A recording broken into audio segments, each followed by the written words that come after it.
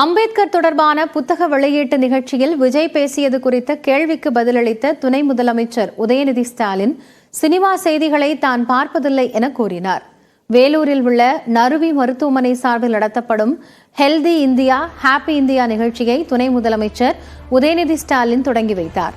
பின்னர் செய்தியாளர்களை சந்தித்த அவரிடம் அம்பேத்கர் புத்தக வெளியீட்டு நிகழ்ச்சியில் தமிழக வெற்றிக் கழக தலைவர் விஜய் பேசியது குறித்து கேள்வி எழுப்பப்பட்டது. அதற்கு பதிலளித்த அவர் சினிமா செய்திகளை தான் பார்ப்பதில்லை என்று கூறினார். தொடர்ந்து தமிழ்நாட்டில் மன்னராட்சி நடப்பதாகவும் பிறப்பால் முதலமைச்சர்கள் தேர்வு செய்யப்படுவதாகவும் விடுதலை சிறுத்தைகள் கட்சியின் துணை பொதுச் செயலாளர் ஆதவ் அர்ஜுனா பேசியது குறித்து உதயநிதி ஸ்டாலினிடம் கேள்வி எழுப்பப்பட்டது. அதற்கு பதிலளித்த அவர் பிறப்பால் யார் இங்கு முதலமைச்சரானது என கேள்வி எழுப்பினார். மக்கள் வாக்களித்துதான் தற்போதைய முதலமைச்சர் தேர்வு செய்யப்பட்டார் என்றும் இந்த அறிவு கூட அவருக்கு இல்லை என்றும் கடுமையாக சாடினார்.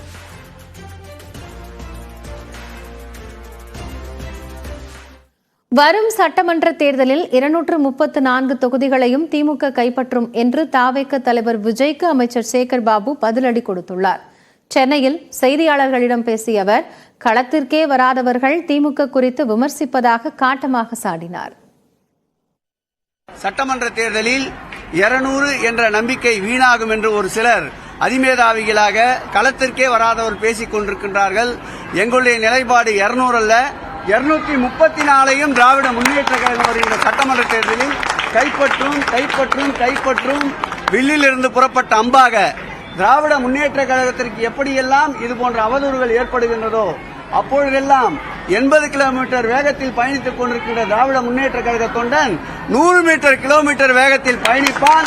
மீண்டும் 2026ஆம் ஆண்டு மாண்புமிகு தமிழக முதல்வர் எங்கள் உயிரினும் மேலான திராவிட முன்னேற்ற கழக தலைவரை அரியணையில் ஏற்றும் வரை எங்களுடைய பயணம், எங்களுடைய வேகம் குறையாது. தாவேக தலைவர் விஜய் முதலில் தேர்தலில் வெற்றி பெற்று கவுன்சிலராகிவிட்டு கருத்து சொல்லட்டும் என கூறியுள்ள திமுக மாணவரணி செயலாளரும் சட்டமன்ற உறுப்பினருமான எழிலரசன் நிவாரணப் பொருட்கள் வழங்குவதை கூட விஜய் ஒர்க் ஃப்ரம் ஹோமில் செய்வதாக விமர்சித்துள்ளார். முதல்ல அரசியலே தெரியாத ஒருவராக இவங்கெல்லாம் இருக்கிறாங்கன்னு தெரியுது. ஏன்னா மக்களிடம் சந்தித்து மக்களிடம் வாக்கை பெற்று சட்டமன்ற உறுப்பினராக ஒருத்தர் ஆன பிறகுதான் பேசணும். இது ஆவாதவங்க எல்லாம் இதெல்லாம் பேசிட்டு இருக்காங்க. முதல்ல மக்களிடம் வாக்கை பெற்று கவுன்சிலர் ஆகட்டும். முதல்ல நலத்திட்டமே ஒர்க் ஃப்ரம் ஹோமா, இது எந்த ஊர்லாம் நடக்குமா? இது அம்பேத்கரை தன்வயப்படுத்தி அரசியல் ஆதாயம் தேட பலர் முனைப்பு காட்டுவதாக விடுதலை சிறுத்தைகள் கட்சி எம்பி ரவிக்குமார் விமர்சித்துள்ளார். ஒருபுறம் புரட்சியாளரை வணங்கிக் கொண்டு இன்னொரு புறம் அவர் வகுத்து தந்த அரசமைப்பு சட்டத்தை கொஞ்சம் கொஞ்சமாக தகர்த்து கொண்டிருப்பவர்தான் திரு மோடி அவர்கள். அந்த மோடி மாடல் இன்றைக்கு நாடெங்கும் பரவி கொண்டிருக்கிறது. புரட்சியாளர் அம்பேத்கரை தாங்களும் அகவயப்படுத்திக் கொள்ளலாம், தன்வயப்படுத்திக் கொள்ளலாம், அதன் மூலம் அரசியல் ஆதாயம் தேடலாம் என்ற முனைப்பு இன்று பல இடங்களிலும் வெளிப்படுவதை நாம் பார்க்கிறோம். 200க்கும் மேற்பட்ட தொகுதிகளில் வெற்றி பெறுவோம் என கூறியது இருமாப்பு அல்ல என தெரிவித்த திமுக எம்பி தங்க தமிழ்ச்செல்வன் ஆதவ் அர்ஜுனாவின் கருத்திற்கு பதிலளிக்க வேண்டிய அவசியமில்லை என்றும் கூறினார். நாங்கள் இருமாப்போட பேசலைங்க, மக்களுக்கு திட்டங்களை கொடுக்குறோம். தமிழ்நாடு முதல்வர் அண்ணன் தளபதி மக்களுக்காக உழைக்கிறாரு. உழைக்கிறதின் பயனை நம்ம கருத்தில் கொண்டு மக்கள் எங்களுக்கு ஆதரவு கொடுப்பாங்க. அந்த ஆதரவில் 200+ வருவதற்கு வாய்ப்பு இருக்கின்ற ஒரு நல்ல செய்தியை தான் மாண்புமிகு தமிழ்நாடு முதல்வர் சொன்னார். அவர் பேச்சுக்கு நாங்கள் பதில் சொல்ல வேண்டியதில்லை. அவர் ஏற்கனவே கூட்டணியில் இருக்காங்க விடுதலை சிறுத்தைகள் கட்சி. அவங்க கட்சி தலைவர் தான் அந்த அது சம்மந்தமாக பேசணும். நாங்கள் கூட்டணி தர்மத்தை மதிக்கிறோம், மக்களாட்சி கொடுக்குறோம்.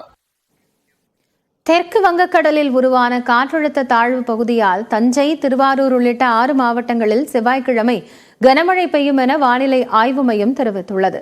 தென்கிழக்கு வங்கக்கடலில் நிலவி வந்த வளிமண்டல கீழடுக்கு சுழற்சி இன்று காலை 8:30 மணி அளவில் காற்றழுத்த தாழ்வு பகுதியாக மாறியது. இது மேற்கு வடமேற்கு திசையில் நகர்ந்து மேலும் வலுவடைந்து வரும் புதன்கிழமை இலங்கை தமிழ்நாடு கடற்கரையை நோக்கி நகரும் என வானிலை ஆய்வு மையம் கணித்துள்ளது. இதனால் வரும் செவ்வாய்க்கிழமையன்று மயிலாடுதுறை, நாகப்பட்டினம், திருவாரூர், தஞ்சாவூர், புதுக்கோட்டை, ராமநாதபுரம் மற்றும் காரைக்காலில் கனமழைக்கு வாய்ப்பு இருப்பதாக கூறப்பட்டுள்ளது. இதன் தொடர்ச்சியாக காஞ்சிபுரம், செங்கல்பட்டு, விழுப்புரம், கடலூர், மயிலாடுதுறை, நாகப்பட்டினத்தில் புதன்கிழமை கனமழை பெய்யும் என கணிக்கப்பட்டுள்ளது. அவற்றுடன் திருவாரூர், தஞ்சாவூர், புதுக்கோட்டை, அரியலூர், பெரம்பலூர் மற்றும் புதுச்சேரி, காரைக்காலிலும் புதன்கிழமை கனமழை பெய்யக்கூடும் என்றும் வானிலை ஆய்வு மையம் தெரிவித்துள்ளது. இதேபோன்று செங்கல்பட்டு, விழுப்புரம், கடலூர் மற்றும் புதுச்சேரியில் வரும் வியாழனன்று மிக கனமழை பெய்யும் என கணிக்கப்பட்டுள்ளது. வரும் 12ஆம் தேதி காஞ்சிபுரம், கள்ளக்குறிச்சி, மயிலாடுதுறை, நாகப்பட்டினம், திருவாரூரில் மற்றும் தஞ்சாவூரிலும் கனமழை பெய்யக்கூடும் என வானிலை மையம் தெரிவித்துள்ளது. மேலும் புதுக்கோட்டை, அரியலூர், பெரம்பலூர் மற்றும் காரைக்காலில் கனமழைக்கு வாய்ப்பு இருப்பதாக கூறப்பட்டுள்ளது. சென்னையை பொறுத்தவரை அடுத்த 24 மணி நேரத்திற்கு வானம் ஓரளவு மேகமூட்டத்துடன் காணப்படும் என்றும் நகரின் ஒரு சில பகுதிகளில் லேசான மழை பெய்யும் என்றும் கணித்துள்ளது.